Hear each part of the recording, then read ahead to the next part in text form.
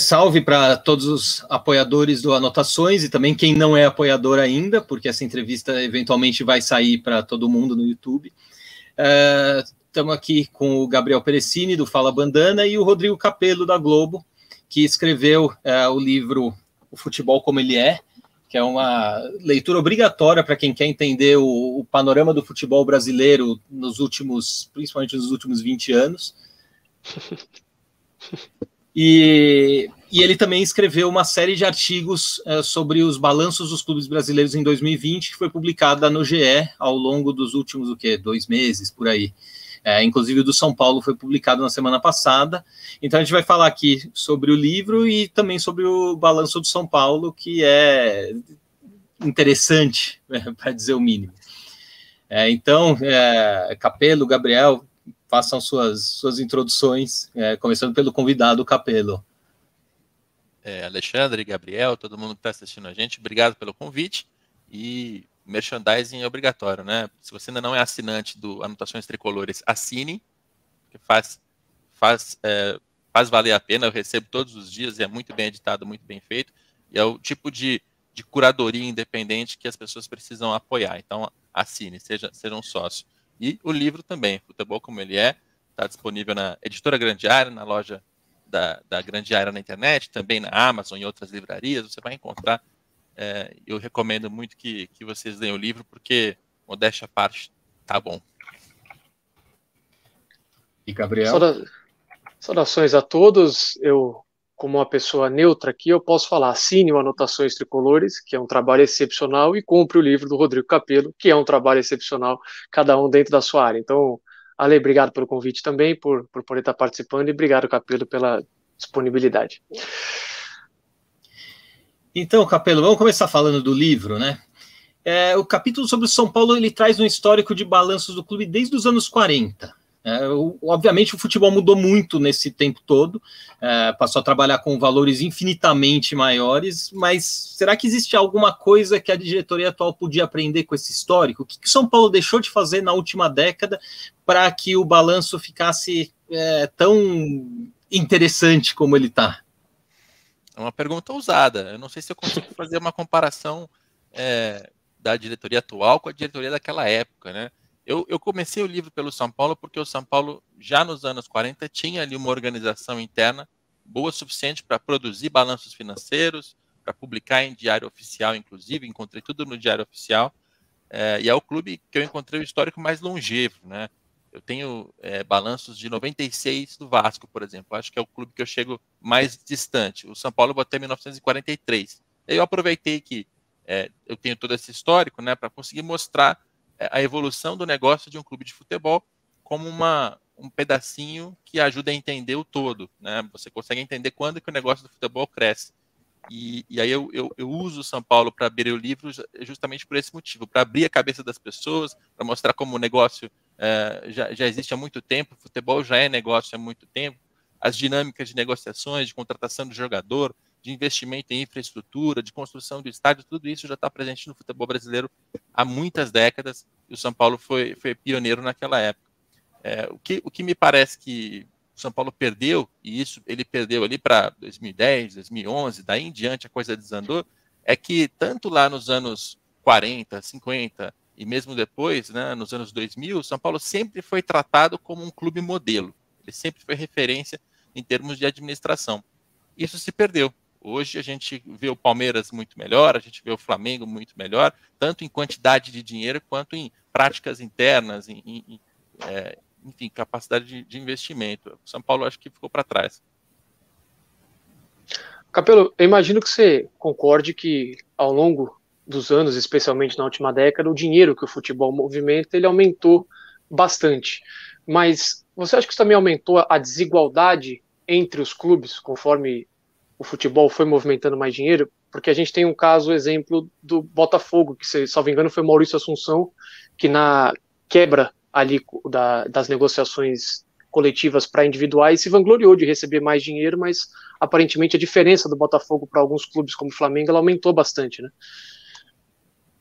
A desigualdade financeira é um problema recente e muito, muito grave do futebol brasileiro. Não só do brasileiro, né? As próprias ligas europeias que estão aí uns 10, 15 anos na frente da gente em tudo, você percebe que elas foram monopolizadas ou duopolizadas por alguns clubes, né, cada uma com o seu.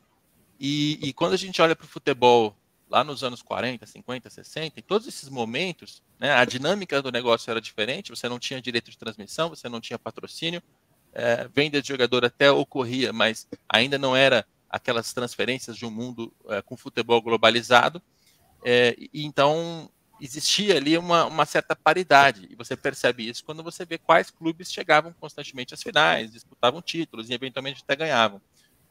Até os anos 80, o futebol brasileiro era razoavelmente parelho. A partir do fim dos anos 80, começo dos anos 90, como você começa a ter o direito de transmissão como uma fonte de arrecadação forte, um contrato que começa ali em 87, primeiro contrato de longo prazo, né, um contrato de 1 ano, que hoje em dia nem é mais um longo prazo, mas na época era uma novidade. A partir daquele momento, a televisão entra, começa a colocar muito dinheiro, os patrocinadores querem aparecer na televisão, então você muda a lógica do futebol, não é mais apenas a bilheteria e a associação, é também o direito de transmissão, o patrocínio, e aí você tem alguns clubes que conseguem acompanhar esse passo, se adaptar e ganhar mais dinheiro com isso, e esses clubes eles conseguem fazer a roda girar muito rápido, eles ganham cada vez mais. Você tem clubes que ficaram no passado, que não conseguiram, por falta de torcida, por falta de boa administração, eles ficaram para trás. Então abriu-se um gap muito, muito grande, que é um assunto que eu me delicio, acho muito interessante, e estudo e escrevo sobre ele desde 2015, pelo menos. Mas que as pessoas só estão percebendo hoje o que eu estava tentando avisar já em 2015. Né? Hoje você vê Vasco, Cruzeiro e Botafogo na Série B sem conseguir voltar. Você vê Atlético Paranaense subindo, Bahia subindo, Ceará, Fortaleza. Você vê Flamengo e Palmeiras ganhando muito mais do que os outros e ganhando todos os títulos. Está aí. Isso é o resultado de um futebol que está mudando as suas dinâmicas. E uma das histórias que envolvem o São Paulo no seu livro, ela não está no capítulo do São Paulo. Aliás, algumas histórias que envolvem o São Paulo não estão no capítulo do São Paulo. Isso é legal porque o cara que quer ler sobre o clube dele, ele precisa ler, se não todos os capítulos, muitos, para ele entender o cenário completo e vai poder ler sobre o clube dele mesmo quando aparentemente ele está lendo sobre um rival. E o negócio que me chamou muita atenção foi o cenário do Morumbi na Copa do Mundo de 2014, né, que está no capítulo sobre o Corinthians. E o que você imagina que o São Paulo podia ter feito ali de maneira diferente? Porque, no fim das contas, essa história toda só deu errado para o São Paulo. O São Paulo, não digo que foi o vilão da história, mas o São Paulo meio ali foi o bobo da corte da história. O que poderia ter sido diferente ali? Ou não tinha simplesmente algo que o São Paulo pudesse fazer diferente? Honestamente, acho que nada. Não tinha nada que o São Paulo pudesse fazer que fosse fazer do Morumbi a abertura da Copa ou um estádio da Copa. O que eu ouvi, e esse foi um capítulo que eu me dediquei muito à apuração, porque envolve ali implosão do Clube dos 13, Copa do Mundo de 2014, CBF, vários clubes. Foi um momento muito turbulento e que a gente já ouviu falar muita coisa, mas uma das propostas que eu tinha no livro era voltar e checar, verificar, ouvir as pessoas de novo. Ouvi muita gente em off. E a versão mais assim, consensual que eu encontrei, de todos os lados, era de que o establishment fazia questão de construir um estádio em São Paulo. Porque uma coisa é você reformar o Morumbi por algumas centenas de milhões de reais. Outra coisa é você construir um estádio do zero que vai custar 1 bilhão, como de fato custou, e poderia ter custado mais, porque a gente teve, nesse processo, propostas para que a Arena do Corinthians custasse 1,5 bilhão. Então, era um negócio muito maior do que o São Paulo. Era maior do que a CBF, era maior. Envolvia interesses econômicos de empreiteira, de governo, política. Não tinha nada que o São Paulo pudesse fazer para sediar aquela Copa. Pelo menos essa é a impressão que eu fiquei depois de conversar com várias pessoas ali em volta daquilo. Talvez alguém apresente uma versão diferente, tenha alguma certeza, né? Mas do que eu pude checar, não tinha o que fazer. Capelo, você citou o Clube dos 13 nessa resposta, e na minha primeira pergunta você citou a década de 80, que também envolve o Clube dos 13, até na questão da desigualdade. Você vê alguma semelhança na história do Clube dos 13 com a criação antes da Primeira Liga e agora dessa tentativa de liga independente que os clubes estão tentando? Olha, a Primeira Liga, eu acho que não. A Primeira Liga foi um projeto todo errado, que nasceu errado, não conseguiu arregimentar os dirigentes, era predominantemente político. Eu não gosto nem muito da história, acho meio irrelevante. Quando a gente compara o Clube dos 13 sendo criado em 87 e agora, quando os dirigentes estão se juntando para fundar uma liga, tem algumas semelhanças. Uma delas é que, em ambos os momentos, você tem um vácuo de poder da CBF. Né? Em 87, é o momento que a CBF diz que não tem condições de organizar o Campeonato Brasileiro, porque não tinha dinheiro, estava quebrada. O presidente da CBF, na época, diz isso, e aí Carlos Miguel Aidar, no São Paulo, e Márcio Braga, no Flamengo, são as duas cabeças que lideram um movimento de ruptura. Né? Eles fazem ali um movimento de dissidência. E agora, a gente de novo está vendo uma CBF que, na crise envolvendo o Rogério Caboclo, acusações de assédio sexual, está tudo muito turbulento e está rachado. Então, isso abre um espaço para que os dirigentes se movimentem. Até acho que algumas cabeças se movimentariam de qualquer maneira, mas o vácuo de poder da CBF certamente empurra isso para frente. E você tem, principalmente, um momento de insatisfação dos dirigentes. Né? O dirigente de clube de futebol, ele quer ganhar mais dinheiro para poder gastar mais e tentar conquistar títulos. Essa é a constante, qualquer que seja o momento do futebol. Em 87, eles queriam concentrar em menos clubes e arrecadar mais para dividir entre eles. E agora, a gente é difícil de interpretar exatamente quais são as intenções dos dirigentes, mas eles querem ganhar mais com pay-per-view, querem ganhar mais com streaming, querem ter direito de mandantes, né? São várias pautas ali que estão emboladas e que vão dar em algum lugar. A gente vai descobrir qual. Então, acho que essas são as duas semelhanças. É a vontade de ganhar mais dinheiro e o vácuo de poder na CBF, que sempre que tem assunto liga, a CBF é colocada como uma resistência. Então, na hora que ela está fragilizada, o processo tende a ser mais fácil. E passando agora para o balanço de 2020 do São Paulo, a pergunta que fica na cabeça de todo São Paulino é: São Paulo tem solução? Tem, claro que tem. E eu digo isso com muita sinceridade. Se a gente estivesse aqui no Anotações Celestes para falar do Cruzeiro ou Anotações Alvinegras para falar do Botafogo, eu seria sincero e diria que não vejo muita solução, né? Você tem que passar por um processo muito traumático ali de recuperação judicial, falência, alguma coisa tem que acontecer de diferente. No caso do São Paulo, não. O São Paulo tem estrutura, ele tem grande torcida, ele está numa capital muito rica, ele tem tudo para conseguir voltar ao patamar que estava nos anos 2000. Mas precisa se atualizar, né? Tanto em termos políticos, abrir um pouco mais o clube, arejar a política, reformar o estatuto, colocar travas ali para a governança, para compliance, transparência, coisas para evitar qualquer tipo de corrupção. Né? A parte política, o São Paulo está para trás. Na parte econômica, o São Paulo tem também que ganhar mais dinheiro com fontes que ele está muito defasado, principalmente na área comercial, de patrocínios, mas também com sócio-torcedor, porque o São Paulo tem uma torcida grande demais para ter um sócio-torcedor do tamanho que tem. E parar de depender apenas da transferência de jogador, né, que é a corda de salvação de todo mundo e do São Paulo já há muito tempo. Então, o São Paulo tem solução, sim.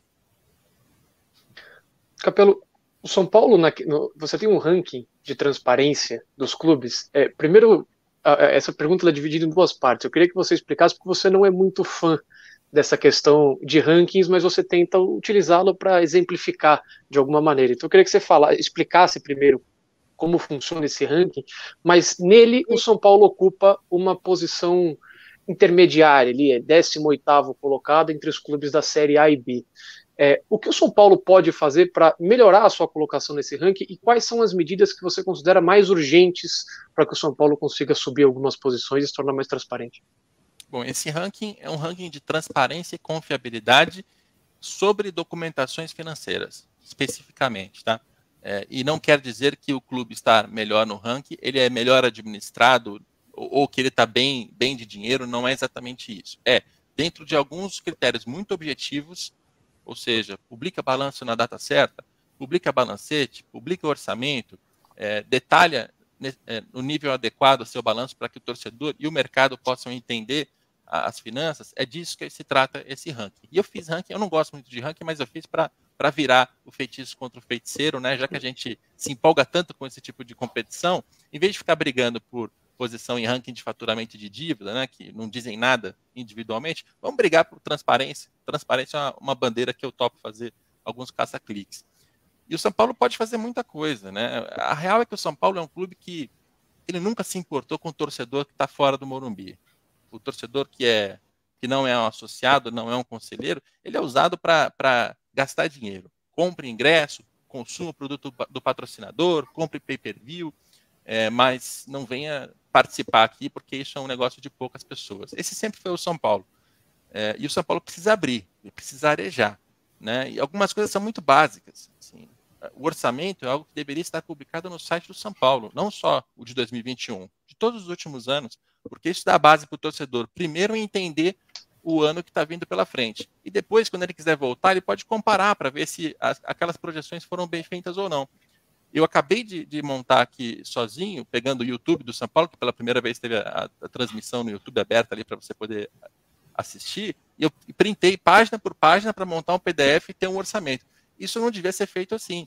Isso deveria ter sido feito pela diretoria que monta esse orçamento, bota na internet e avisa o torcedor, olha, o orçamento está aqui. Então, se o São Paulo fizer coisas muito básicas, como publicar o orçamento, publicar um balancete trimestral que atualiza as contas de 3 em 3 meses, isso já vai subir no ranking, mas, mais importante, vai tornar o São Paulo mais acessível, mais transparente e mais confiável, tanto para a torcida quanto para o mercado financeiro, mercado publicitário, para ganhar mais dinheiro. Acho que esse é um processo que o São Paulo realmente deveria investir. E com essa resposta você acabou de matar o que seria uma das perguntas seguintes. Mas ótimo, melhor. Por que afirmações que o ex-presidente Leco deu numa entrevista para o PVC, foi com elas que você abriu o artigo sobre o São Paulo, né? E por que essas afirmações elas parecem tão fora da realidade?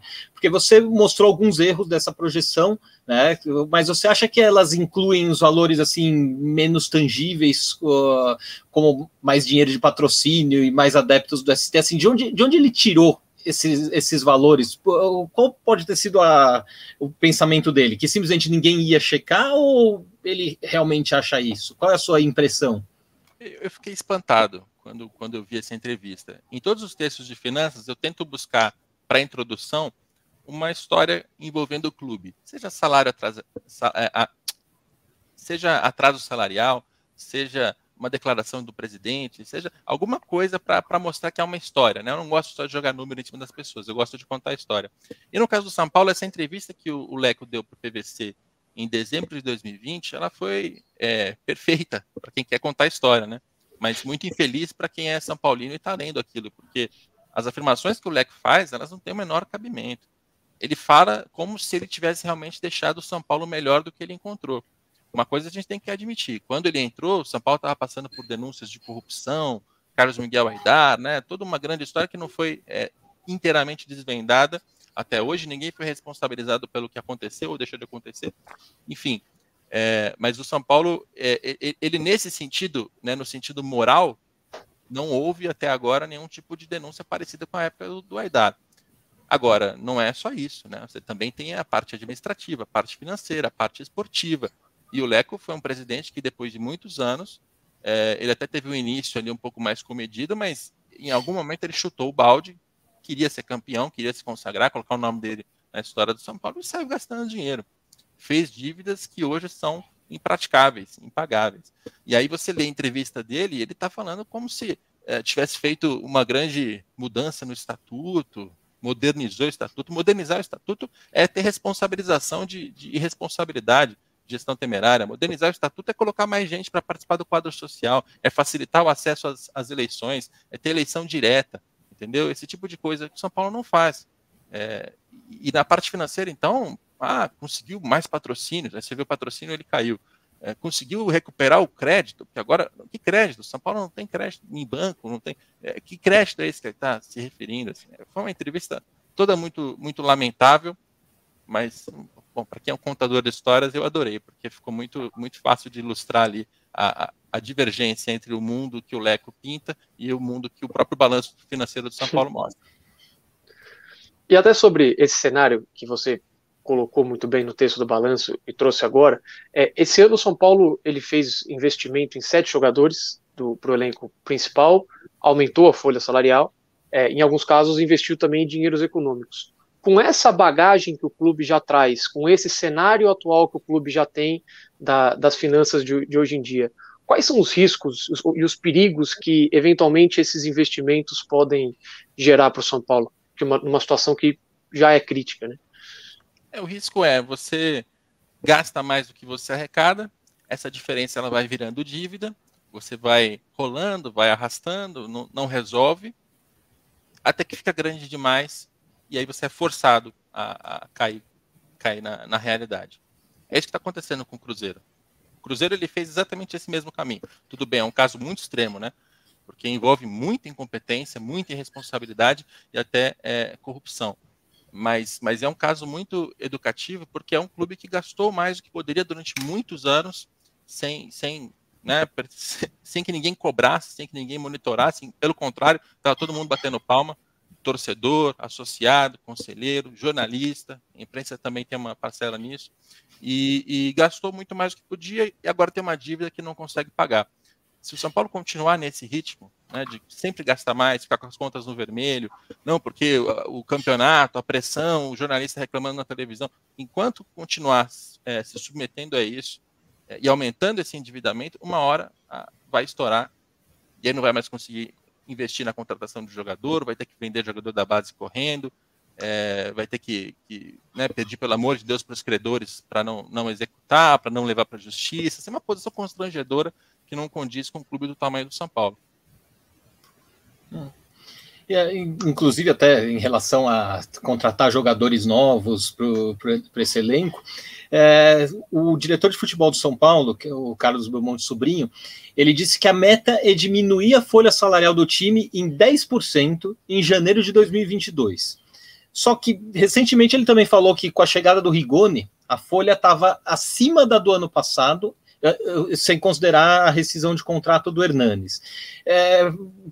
Assim, a minha impressão, quando eu vejo essas declarações, e acho que a impressão do Gabriel também, é que não faz muito sentido você reduzir, comparando janeiro de 2022 com, sei lá, dezembro de 2020. Mas aparentemente é isso que ele fez. Isso faz sentido de alguma maneira para você?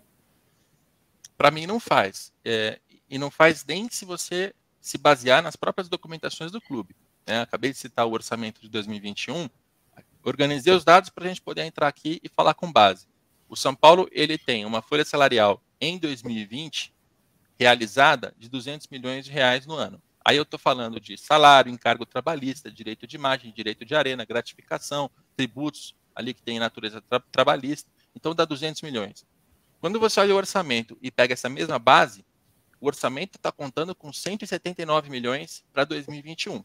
Então, o que o orçamento está dizendo, né, e ele foi feito pelos próprios diretores do São Paulo, precisa haver uma redução de custos para que aquela conta de receita e despesa enquadre, para que ela fique no lugar, volte para o azul, ou pelo menos para o 0-0. Quando o diretor de futebol está dizendo que o São Paulo vai reduzir, mas não agora, só no ano que vem, primeiro ele está dando um bico no orçamento, ele está dizendo que não vai seguir o orçamento.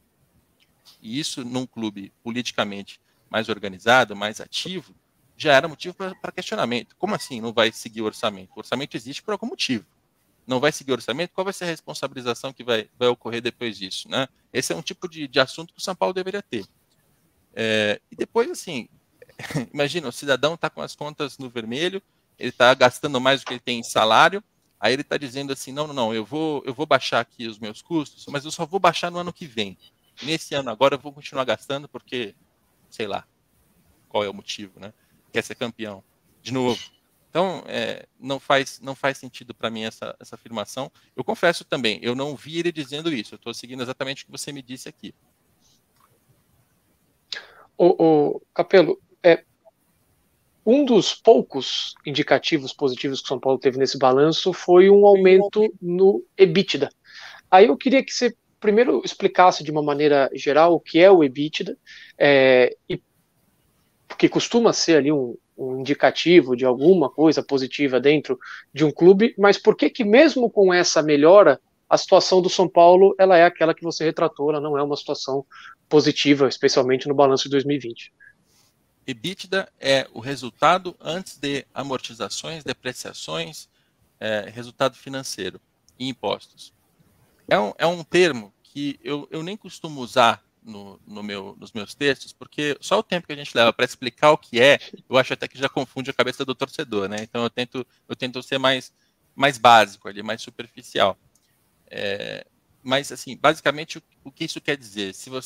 Quando você quer analisar a capacidade de pagamento de uma empresa ou de um clube, você pega todas as receitas, tira todas as despesas, apenas as despesas que efetivamente saem do caixa, sem considerar os itens contábeis, tipo depreciação, amortização, e essa diferença ela tem que estar positiva. Porque o que isso significa? Que você está arrecadando o suficiente para sobrar um dinheiro para pagar alguma coisa ou para fazer investimento. Seja para pagar dívida, seja para fazer investimento. Então, esse EBITDA positivo é o primeiro passo. Se você está com o EBITDA negativo, aí significa que você está numa péssima posição, porque se você já fica negativo nessa diferença aqui, e depois ainda tem que tirar imposto, resultado financeiro, juros e tal, aí você está realmente ferrado. Então, EBITDA positivo é o primeiro passo para sair do buraco.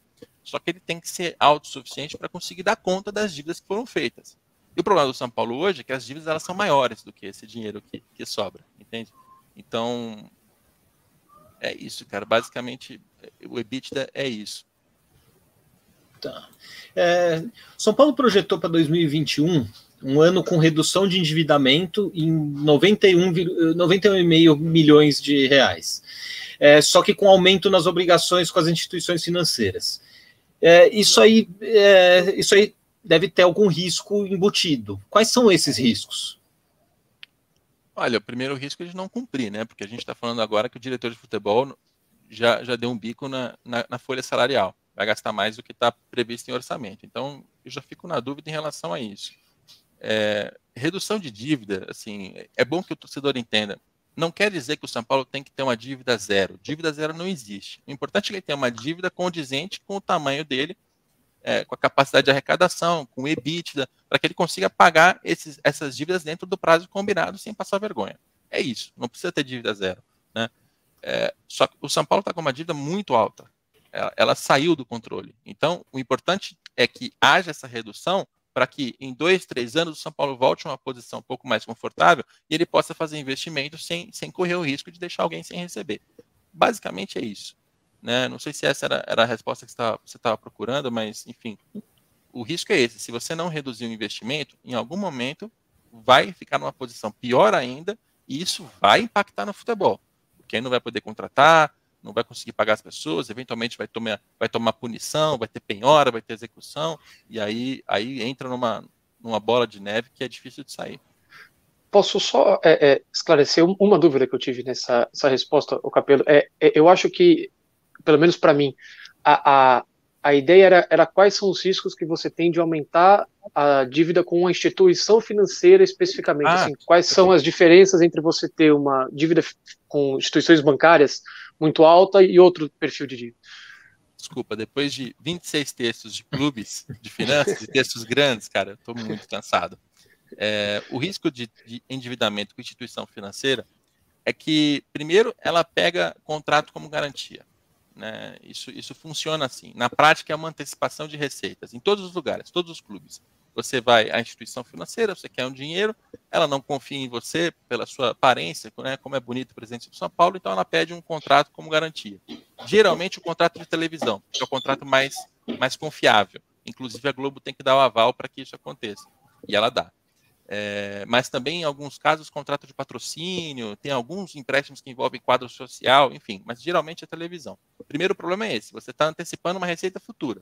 Né? Então, você pega o empréstimo hoje para fechar essa conta, está no vermelho, para conseguir dar conta das suas obrigações, mas você está pegando uma receita de 2022, 2023, às vezes até depois disso. Lá na frente vai faltar. E mais, toda vez que você faz uma operação financeira, quem está te emprestando dinheiro tem que ganhar alguma coisa com isso. Então, vai ter cobrança de juros, às vezes tem deságio. Né? Você perde dinheiro nesse tipo de organização. Uma coisa é você fazer ali pequenos empréstimos para acertar o fluxo do caixa. Isso é normal, isso todo mundo faz. Clubes, empresas, é normal. Outra é você ficar tomando empréstimo o tempo todo para cobrir a sua conta que está no vermelho. E é o que o São Paulo faz. Né? Então, o risco você vai perder dinheiro com juros e você vai comprometer uma receita futura. Você tem duas questões aqui que são bem problemáticas. Mas, na verdade, o São Paulo teria outra alternativa? Ou essa é a única alternativa? A alternativa de verdade é gastar menos. Só que gastar menos, você tem que ser muito claro com a torcida. Você tem que dizer por que você não vai contratar o Calleri. Qual o dirigente está disposto a fazer isso? Se você gasta menos, enquadra suas contas, né, você se prepara, você tem que ter projeto. Isso é algo que me chamou a atenção na administração do Leco. Porque o Leco, claramente, ele não tinha um projeto de São Paulo. Se ele tivesse, ele teria... olha, vamos ter aqui 2, 3 anos em que a gente vai sofrer mais, vamos ter que ser eficientes, vamos ter que usar mais a molecada da base, a gente vai se organizar, mas em 2019 e 2020 a gente vai cair dentro e vai fazer investimento, vai contratar jogador, vai montar o grande time e vai buscar o título. São Paulino confia no nosso projeto. Isso não foi feito. Em todos os anos, gasta mais que pode, contrata, investe para atender as demandas de todas as partes externas e internas. Você faz isso sem parar, uma hora arrebenta. Né? Esse é o risco que o São Paulo está correndo hoje. E claro, chegou nessa situação, aí, não tem mais o que fazer, tem que pegar empréstimo. Puxa vida. Tinha o que fazer 3 anos antes, mas não fez. Capelo, um amigo nosso, meu e do Ale, o Fábio Machado, a gente comentou que faria essa entrevista e pediu para ele mandar uma pergunta, então eu vou ler essa pergunta que vem da participação dele. Em sua análise, você menciona não apenas o aumento das dívidas, mas também a piora na qualidade das mesmas. Em 2021, tudo indica que o São Paulo está rolando dívidas, ou seja, está tomando novos empréstimos para pagar compromissos de curto prazo com outros clubes, jogadores ou bancos. Há pouca informação disponível referente ao custo dessas novas dívidas, mas são todas majoritariamente de bancos de menor expressão. Dessa forma, você enxerga em 2021 uma manutenção desse quadro de piora no perfil da dívida do clube? Acho que ela tem um pouco a ver com o que a gente está falando agora. Sobre o perfil, eu gosto de fazer duas divisões para tentar mostrar a gravidade da dívida. Uma é pelo prazo e a outra é pelo tipo. Quando a gente olha pelo tipo da dívida, São Paulo tem muito de todas as dívidas. Ele tem muito de dívida bancária, ele tem dívida com terceiro, ele tem parcelamentos fiscais, né, que no caso do São Paulo até não são tão graves, porque como era um clube muito bem administrado no passado, ele tem ali alguma coisa, mas é menos do que cariocas, mineiros, etc. Mas ele tem muita dívida trabalhista, tanto corrente quanto processos que estão na justiça. Ele tem muita dívida por contratação de jogador, né, aquisição de direito. O São Paulo é um comprador de atletas. Né? O São Paulo ele não tem o costume de buscar jogador livre, usar mais os jogadores da base. Ele até usa, mas ele compra muito jogador. E ele vai fazendo dívida e tem que pagar. Então, pelo tipo, é muito diverso. Né? Tem todo tipo de dívida. E quando a gente olha pelo prazo, aí é onde me assusta mais, porque você pega o gráfico que eu montei dos últimos 5 anos, e você percebe que em 2016, o São Paulo tinha 146 milhões de curto prazo, e tinha que pagar em 17, e tinha mais quase 200 para longo prazo. Né? A coisa estava equilibrada aqui. Quando você vai para 2020, o longo prazo ele aumentou um pouquinho, foi para 214, 215, o curto prazo foi para quase 400 milhões. 400 milhões que o São Paulo teria que pagar em 2021. Isso é uma loucura. Isso é uma loucura, isso é uma insanidade. É impossível pagar isso. É impossível, porque não tem receita suficiente para isso, não tem EBITDA. Você pode buscar várias explicações técnicas, mas o básico não dá para pagar essa dívida de curto prazo. Então, o perfil piorou e piorou muito. Né? Agora, como é que você resolve isso? É mais ou menos o que o Júlio Casares tem feito. Aí você pega outro empréstimo bancário, que é para pagar esse de agora, você tenta esticar esse pagamento lá para frente, para isso você vai ter que pagar taxas de juros, e aí, também sendo muito, muito sincero, eu não tenho as taxas de juros desses novos empréstimos para comparar com o anterior. Né? Porque esse tipo de negociação ele pode ser inteligente desde que você pegue um empréstimo que tem uma taxa menor do que aquela que você estava pagando. Nesse caso, você ganha, porque você vai pagar menos juros. Então, isso às vezes pode fazer sentido, mas pode ser o contrário também. Você pode estar pegando, como você está desesperado, você acaba aceitando o empréstimo por uma taxa de juros maior do que a que você pagava antes. Então, esse tipo de informação, eu aqui estou só explicando teoricamente. Se é de fato, eu não sei porque eu não conheço as taxas que eles estão pagando agora. Não foram divulgadas, é justamente uma das preocupações dele. E é uma questão de transparência de novo, né? O São Paulo está pegando empréstimo, ele já fechou, é isso? Eu não estou falando para sair abrindo os planos e falando tudo antes de acontecer, mas depois que já fez, né, você tem que ser claro, não só com o conselho, mas também com o torcedor, né, para chegar para ele, olha, a gente precisa desse empréstimo, não tem jeito, a condição é essa, a gente vai pagar em tal prazo, tem tal taxa de juros, comparado com o anterior, comparado com o mercado, a gente está vendo que esse tipo de comunicação pode ser feita pelo clube, né, ainda mais hoje com a pandemia, que ficou tão fácil de fazer coisas aqui digitais, estamos gravando isso, eu da minha casa, vocês da de vocês, é muito fácil para um dirigente montar ali uma apresentação que seja quinzenal, que seja mensal, para prestar contas para o torcedor, para contar para ele o que está acontecendo, né? O São Paulo deveria se preocupar com isso. E aqui a última pergunta, que é também de outro amigo nosso, o Christian Carneiro Orberg. Eu também vou ler a pergunta. O projeto de lei que institui a Sociedade Anônima do Futebol, no seu artigo 5º, propõe certas regras de governança, vedando a participação de certas pessoas no Conselho de Administração das entidades. Contudo, a proposta não veda a participação de outras pessoas em potencial conflito de interesses, como, por exemplo, membros do Conselho Deliberativo do clube organizador da SAF, que possuem funções fiscalizadoras. Considerando a realidade da maioria dos clubes brasileiros, com seus loteamentos e arranjos políticos, e o São Paulo é um retrato disso, você vislumbra mudanças drásticas e efetivas nas realidades desses clubes que optarem por tal modelo? Vale dizer, o quanto da realidade financeira dos clubes é consequência das pessoas e o quão eles podem ser ela pode ser efetivamente alterada apenas pela natureza jurídica da entidade? Quanto pode? Eu vou de trás para frente. Quanto pode alterar apenas pela natureza jurídica? Nada. Zero. Você tem coisas que a empresa permite. Então, por exemplo, se você quer vender uma parte do São Paulo abriu uma empresa, tem lá uma SA, ele quer vender 30% dessa SA para Adidas. O Bayern de Munique fez isso. Beleza, isso só sendo empresa. Aí não tem como fazer isso sendo associação. Mas as correlações que as pessoas tentam empurrar, do tipo, olha, seja empresa porque você vai ser melhor administrado. Não é verdade. Tem um monte de empresa que é mal administrada, tem um monte de associação que é bem administrada. Né? Seja empresa para ser campeão. Também não é verdade. Não tem correlação nenhuma. Né? Então, o que interessa é a administração, as pessoas, mas principalmente quais são os mecanismos que estimulam boas práticas e desestimulam más práticas. E aí o São Paulo tem que se atualizar. O São Paulo tem que pegar o estatuto e tem que fazer algo que o Flamengo fez em 2013 e 2014, que é colocar, olha, dirigente que cometer atos de gestão temerária, ele vai ser responsabilizado na pessoa física. Porque se envolvesse o bolso do Leco, se envolvesse o bolso do Casares, o bolso de todos os outros presidentes que o São Paulo já teve, muitas decisões talvez fossem diferentes. Será que dá para contratar esse jogador? Será que dá para comprar pagando direitos tomados? Será que depois alguém não vai questionar, não vai me levar para uma instância e eu posso ser responsabilizado por isso? Isso deveria estar no Estatuto de São Paulo. Por quê? Porque é um mecanismo, eu estou dando um exemplo, existem vários outros, né? E existem especialistas capacitados para falar sobre isso, não é meu caso. Mas é um exemplo de como um mecanismo para administrar a boa administração pode ser colocado dentro do clube. É isso que interessa.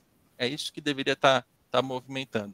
Mas tem mais perguntas, que ele fez umas 4 ou 5 juntas ali. Faltou alguma coisa? Mais ou menos isso. A mudança drástica você não vai ver. Mais ou menos uma pergunta que talvez dê para elaborar um pouco mais na resposta é o quanto da realidade financeira dos clubes é consequência das pessoas. Eu acho essa bem interessante. Eu tenho só o receio. É claro que em última instância são as pessoas, né? Mas eu tenho o receio de fortalecer a cultura do salvador da pátria que a gente tem aqui no Brasil. Né? Eu acho que é muito mais o sistema e os estímulos do que apenas as pessoas. Né? Porque senão, cara, você vai ficar esperando que apareça quem? Um baita presidente em pessoa física que vai chegar, vai colocar as coisas em ordem. Ele precisa ter força política, ele precisa eventualmente ter força até econômica, porque a função do dirigente ainda é amadora. Você vai ficar esperando o Paulo Nobre descer para salvar os clubes, né? O Paulo Nobre acho que fez um excelente trabalho, falando aqui de um concorrente do Palmeiras. O Paulo Nobre fez um excelente trabalho, porque ele chega, ele tem tempo livre, ele é muito rico, ele tem conhecimento, é um cara bem informado, ele coloca profissionais para administrar o clube, ele suprime a parte política, ele coloca dinheiro do bolso, né, mais de 150 milhões de reais emprestados do bolso dele para conseguir resolver os problemas. Então, assim, o Palmeiras sai da era Paulo Nobre muito maior do que entrou. Então é um caso de sucesso, aqui, um case, para usar um termo muito publicitário. Os outros clubes vão ficar esperando aparecer um Paulo Nobre para salvar o clube, é isso? O São Paulo vai ficar esperando que né, como eu já ouvi muito falar isso, o Abílio Diniz, por que o Abílio Diniz não entra no São Paulo e não coloca as coisas no lugar? É isso, você vai ficar esperando que uma pessoa chegue e faça? Eu não acredito muito nisso. Acontece, mas eu não acredito nisso. Eu acho que tem que ser uma questão de sistema, de organizar o sistema para estimular boas práticas e desestimular as irresponsabilidades. E ali até um ponto engraçado nessa citar no Paulo Nobre, que eu estava conversando com você ontem, né?